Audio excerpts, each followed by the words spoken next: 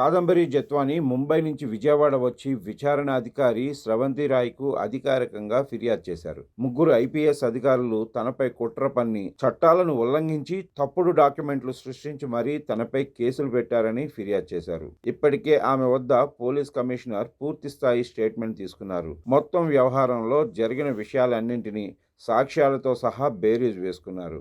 ఇప్పుడు అధికారిక ఫిర్యాదు తీసుకున్నారు. ఇక చర్యలు తీసుకోవడమే మిగిలింది.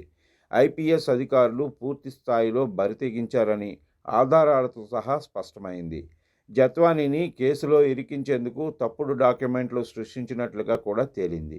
ఆ డాక్యుమెంట్లు రెడీ చేసిన స్టాంప్ వెండర్, డాక్యుమెంట్ రైటర్ కూడా తమను బెదిరించి దాన్ని రెడీ చేయించారని వాంగ్మూలం ఇచ్చారు. అదే సమయంలో భూమిని జత్వానీ అమ్మజూపిందని పోలీసులు పేర్కొన్న వ్యక్తులు కూడా అది తప్పు అని, జత్వానీని తాము ఎన్నడూ కలవలేదని స్పష్టం చేశారు. డబ్బులు కూడా ఇవ్వలేదన్నారు. కేసు నమోదుకు ముందే ముంబైలో జత్వానీ ఇంటి వద్ద రెక్కీ నిర్వహించడం, ఎఫ్ఐఆర్ నమోదుకు ముందు రోజే ప్రత్యేక బృందం ముంబై పోయి అక్కడ పారిశ్రామికవేత్త వేసిన స్టార్ హోటల్ ఏర్పాట్లలో జల్సాలు చేయటం మొత్తం ఆధారాలను ఇప్పటికే సేకరించారు.